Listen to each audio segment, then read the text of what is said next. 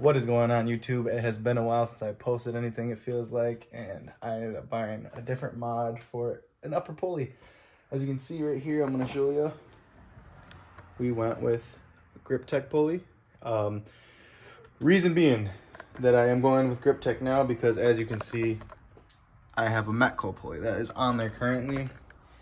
So I did some research and looking into it. The technology with the ribs or something with the material is something that's slightly different compared to the Metco. I guess the Metco is more for reliability. I mean, they're both reliable, don't get me wrong, but the Metco is more budget friendly and you can still get the high performance that you want. But once you start pushing more power, you need to go with, well, based off what I was looking at, is the Griptec, because I guess something in the ribs, how they made them, you don't get no belt slip, and you don't even need a tensioner. With this, if you're running a Metco pulley, you'll probably want a tensioner. And what sucks is if you have an oil can, you might have to move this somewhere else. But yeah, what I should technically be doing is running a tensioner if I was running the Metco pulley, but we're going to be swapping to the Griptec to prevent that belt slip. And then I'm going to take her for a spin. I'm pretty much going to start this video swapping pulleys because I haven't really seen anyone swap a Metco pulley out for a Griptec pulley. So we're going to do that. So as you can see, I got my tools scattered out. We're going to take apart all the bolts that are right here and all around the supercharger that you got to remove. So we got to get the snout off. So the whole thing, you literally have to rip apart your supercharger completely in order to just do your upper pulley. So we'll be removing that brace in the back, the windshield wipers and all that. So then we'll be removing the 5 screws, all the screws that are around here. You also can see that I have different bolts is because I have that 1-inch spacer. Let's get to it. Set you guys up.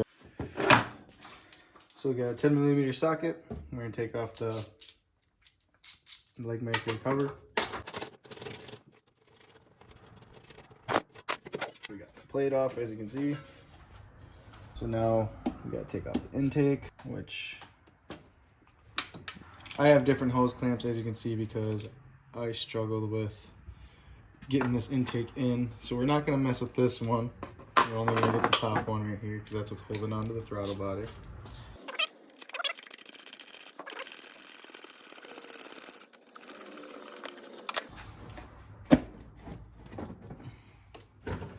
So we will not be taking the intake completely off because we're just gonna leave it to the side right there. Look at this throttle body. Oh, let me fix this. Look at that throttle body, 108. I love the red on this thing, so dope. Anyway, so now we got the intake off. We're gonna have to get the windshield wipers off, the brace.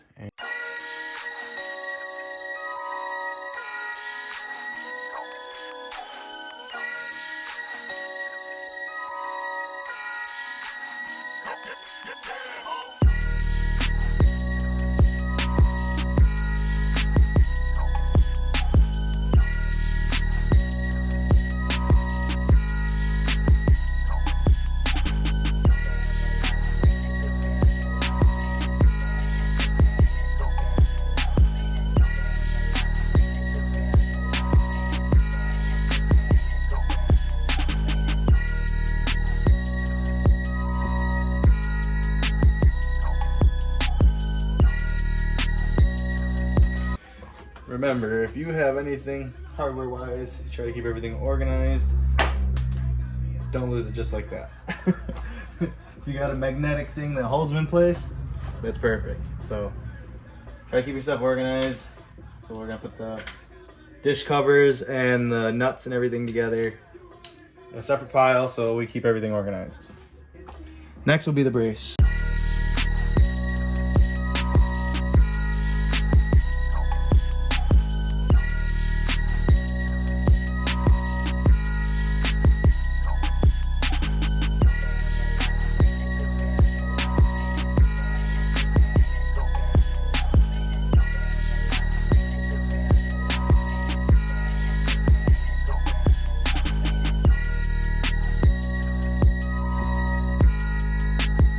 Got the back brace off, the windshield wipers off. As you can see, I kind of just have everything scattered. I mean, I'm keeping it organized. I'm keeping things away from each other so I don't get them confused. Now it is taking apart. You don't even have to take this apart. You can just undo the clip and then, can't do it.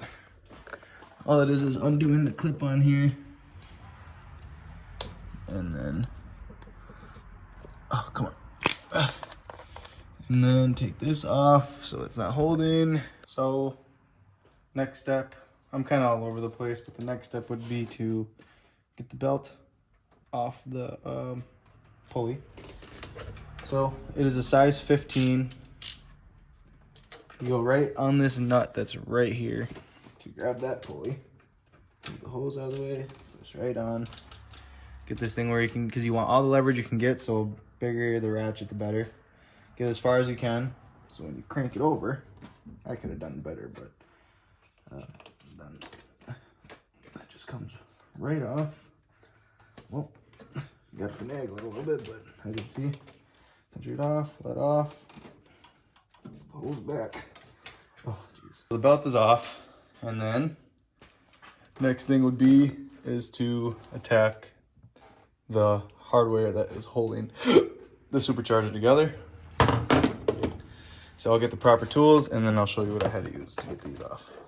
So since I have the special bolts that are specifically meant for having the 1-inch spacer underneath the blower, I have a socket that is a size 6 and it'll fit this, the special bolts, and then I believe, what is this? A T30 is for your OEM screws that are in there.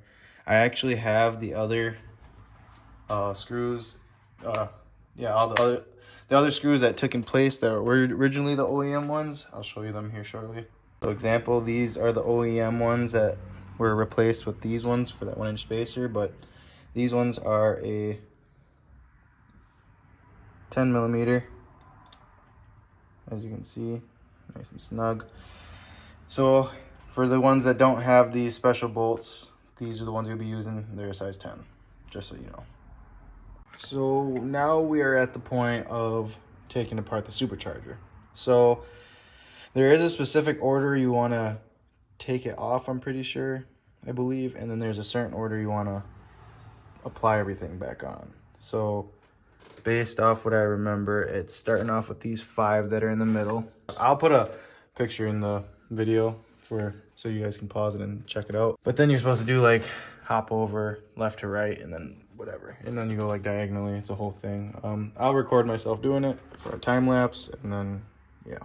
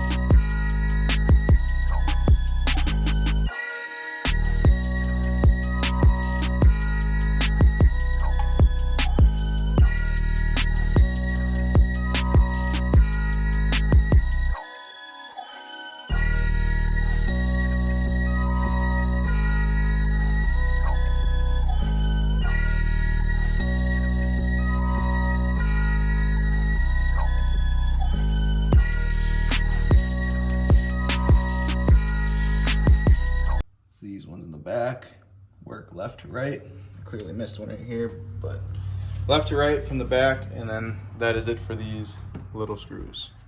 So now, as you can see, I got the ratchet on the Allen set of bolts. So now we're just gonna go clockwise and get them all off.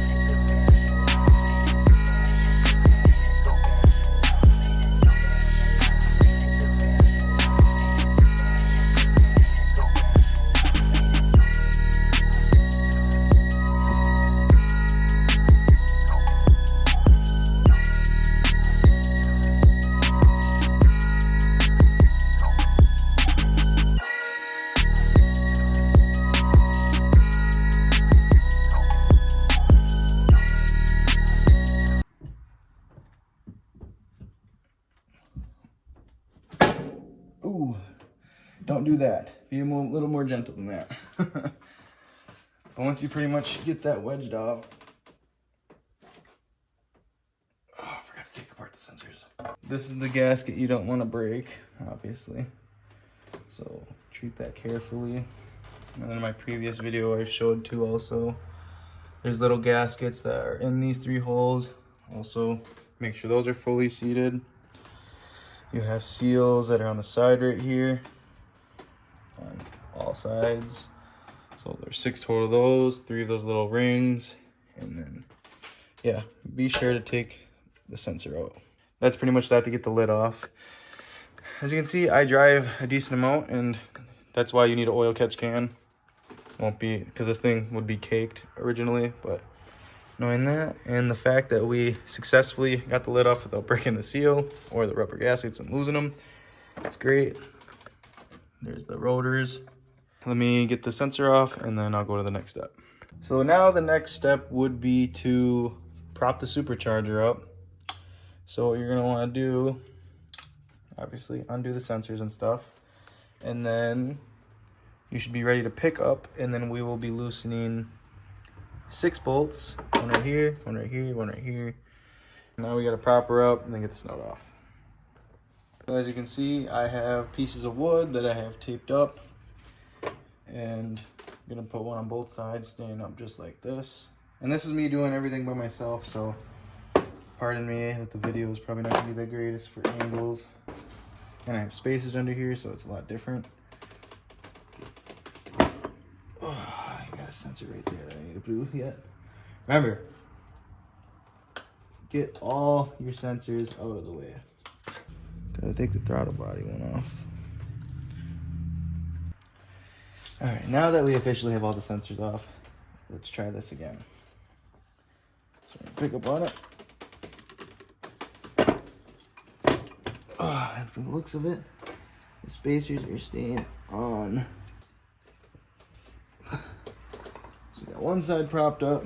And then you want to get the other one out of there as well. Boom. So as you can see, my spacers are right here. I'm surprised those are sticking to it. So hopefully when it comes to putting it back down and setting it, won't be so hard with lining the holes back up. As you can see, we got it propped up. Put you guys here. So we do have to take this off in order to get to that bolt. So we're gonna have to take these 3 screws off. This is the spacer for the lid that goes on. So we got 3 right here. And the whole reason you have to do this is because there's 3 bolts that you have to get underneath that are right there. And then the snout's good to come off. Trying to give you guys a good view so you guys can see properly.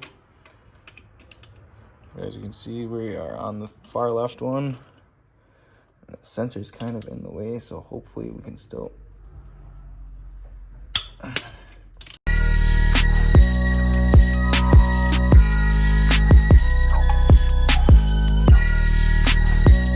Overall, so far, me into this, I'm probably about an hour and a half.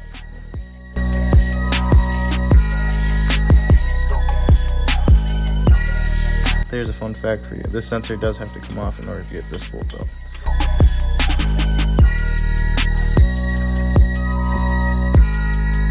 That one on the right will probably need a swivel.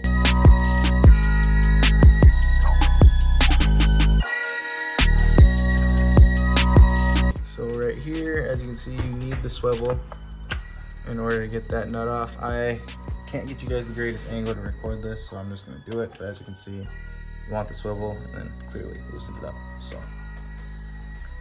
So now that we have all 6 bolts loose, this one's just dangling in there. Should be good to go.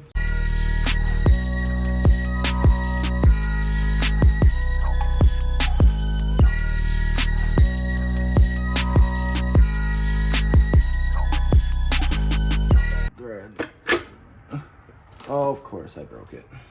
Make sure these are all staying intact inside because these do indeed pop out. I just don't want to mess with it. So be careful with those, make sure those don't come out, and make sure you actually have everything thoroughly disconnected, because me not paying attention, that hose is still on there. So get that off, and the snout is free. So let me get that off quick. That is also a valuable lesson to don't be lazy and take that sensor off, because the only reason that gasket broke is because it caught on this, and then as I tried prying it back, it cracked and it snapped. But with it just being the corner like that, and it's just that tiny piece, I'll see if I have a spare gasket around, but for that, I may just send it. But we shall see. I don't want to teach you guys to jerry rig and stuff like that, so. I messed up clearly because I don't want to take a sensor off. Don't do that. Take that sensor off, because then you won't have that happen to you. In the gaskets, you cannot buy just an individual gasket. You have to buy a whole kit, which thankfully my boy Zach gave me a kit set just in case if anything like this happened, and that's a couple $100. So I'm gonna look in there, see if it works, or if I have one to replace it. If I don't, it's just the corner piece. It's not like I cracked the whole thing, so it's just that part. So knowing that that's cracked, I'll probably just send it if I don't have that, but yeah. But now next step is getting the pulley off the snout, and you need this specific tool, and I'll show you here shortly. Also, in case you're wondering if you have a Metco, this size is a 3/16 for this. I remember the factory OEM pulley, I believe, was a 17 millimeter, because I had to buy a specific Allen set, literally, to get that OEM pulley off, unless it was the Lightens pulley. I can't remember. I think it was the OEM pulley, but make sure you have an Allen set. And then, yeah, I'm just giving you input on what else you guys might need for tool-wise. I know I'm kind of being a little unorganized, not showing you what's proper tools. I mean, if you watch a video as it goes, that's the only way you're going to see it. So as I got all those hex screws out, now it is to get the hub off. So I thought I didn't have a right size socket, so I have a 1-inch socket right here. You should get an impact socket. This is not an impact socket, but get her off and then swap over to, where is it? The Griptec pulley. This bad boy, which I'm hoping goes on smoothly and this comes off smoothly. Well, that did not go as planned. As you can see, this is a tool that's meant to get this pulley off. Where'd it go? Here it is. Literally sheared off. Just trying to get this hub off. Well, that just shows that that's not reliable. I was using an impact to get that off.